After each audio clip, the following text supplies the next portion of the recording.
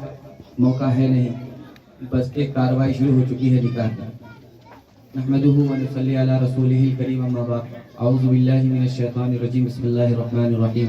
वत्तकुल्लाहल्लज़ी तसाअलून बिही वल अर्हाम। सदक़ल्लाहु मौलानाल अज़ीम। व क़ाल अन्नबी सल्लल्लाहु अलैहि वसल्लम अन्निकाहु मिन सुन्नती औ कमा क़ाल अलैहि सल्लतु वस्सलाम। अल्लाह के रसूल को तीन चीज़ें पसंद दुनिया की।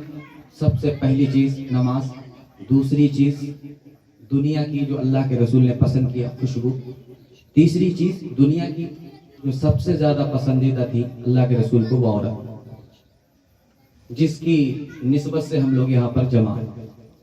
तीन चीज़ों में ताख़ीर नहीं करनी चाहिए, एक जनाजा, दूसरी चीज़ नमाज, और जब बच्चा जवान हो जाए उसकी शादी में देर नहीं करनी चाहिए, बच्ची जवान हो जाए उसकी शादी में देर नहीं करनी चाहिए। निकाह के तीन फायदे हैं। सबसे पहला फायदा यह है कि दिल को सुकून मिलता है। पहले आदमी बेचैन था, निकाह के बाद उसको सुकून मिलने लगता है। दूसरा फायदा गुनाह से बच जाता है। तीसरा फायदा अल्लाह ताला उनको नेक साले औलाद की दौलत से सरफराज करना है। रिश्ते निकाह तीन वजह से खतरे में पड़ जाता है। तीन वजह से रिश्ते निकाह खतरे में पड़ता है। पहली वजह कि बीवी को शौहर पर शक हो जाए, शौहर को बीवी पर शक हो जाए, रिश्ते निकाह खतरे में पड़ जाए। पसंद के खिलाफ शादी हो जाए, खतरे, रिश्ते निकाह खतरे में पड़ जाता है। और इसी तरह से पसंद के खिलाफ शादी किया, रिश्ते निकाह खतरे में, शक हो गया, रिश्ते निकाह खतरे में, और निकाह किया मौज मस्ती के लिए, नबी की सुन्नत समझ करके नहीं, मौज मस्ती के लिए, निकाह खतरे में पड़ा। अल्लाह के रसूल सल्लल्लाहु अलैहि वसल्लम ने दुल्हा को नसीहत किया, दुल्हन को नसीहत किया।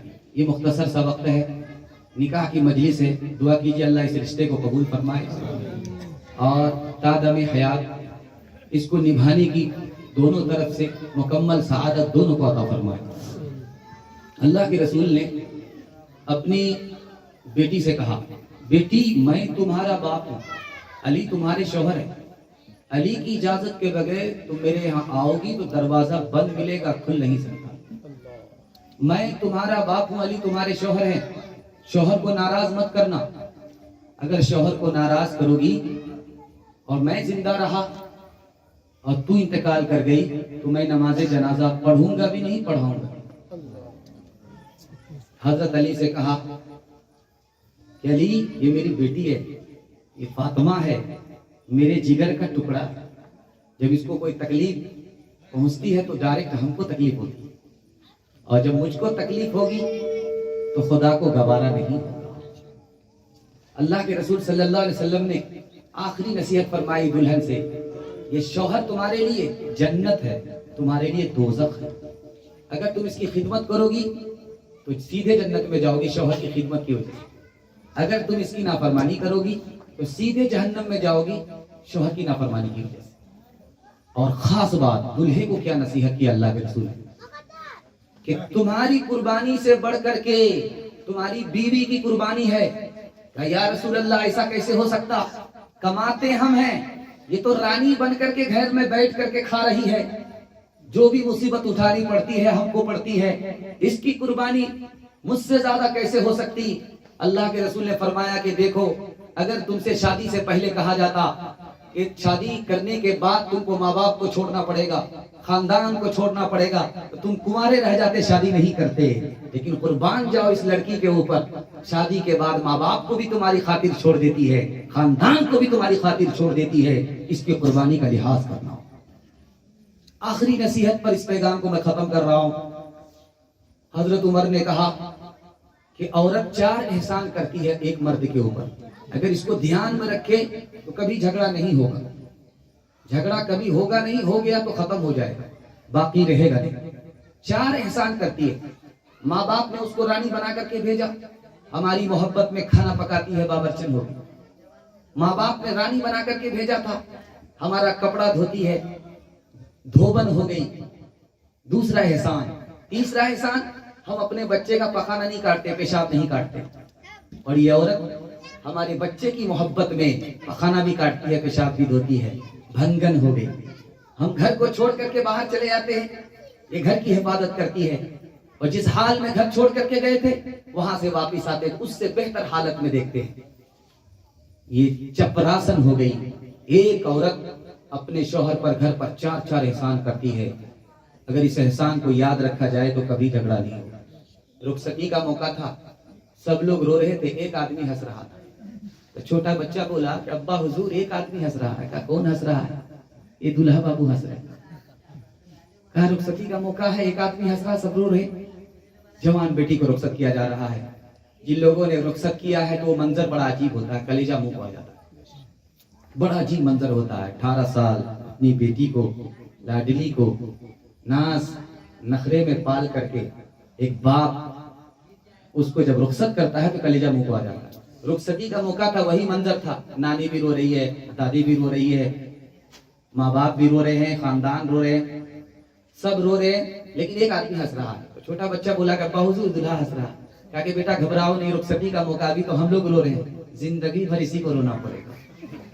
اے دو جہاں کے والی, اے گلشنوں کے مالی, ہر چیز سے ہے ظاہر حکمت تیری نرالی, ہر چیز سے ہے ظاہر پتوں میں تیری سبزی, پھولوں میں تیری لالی, سارا ہے کام تیرا, پیارا ہے نام تیرا.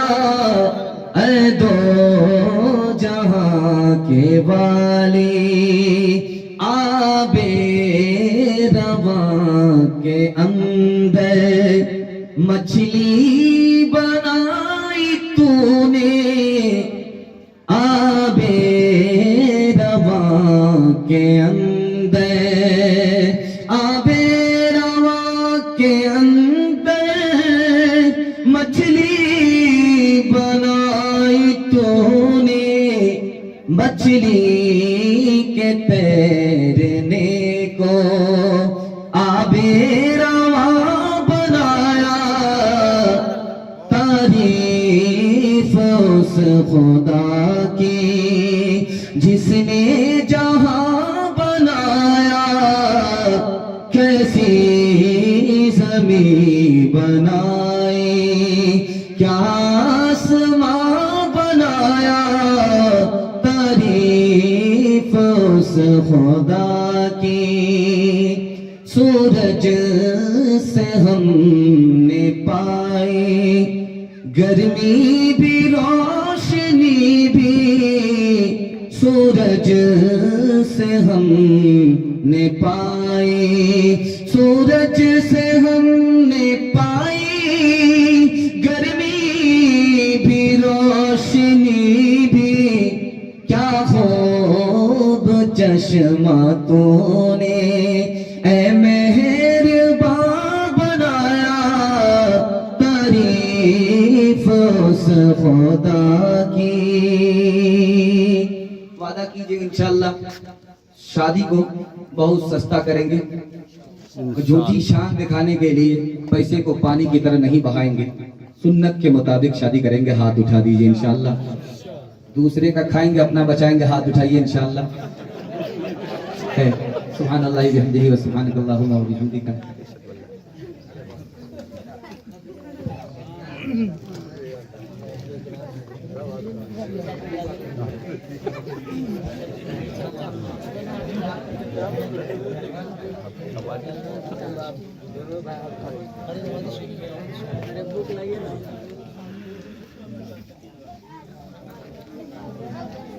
قاری نواجس صاحب جہاں بھی ہوں اسٹیج پر فوری حاضر ہوں. قاری نواجس صاحب شاہی امام جامع مسجد رنگ پورہ جہاں بھی ہوں اسٹیج پہ تشریف لے آئے.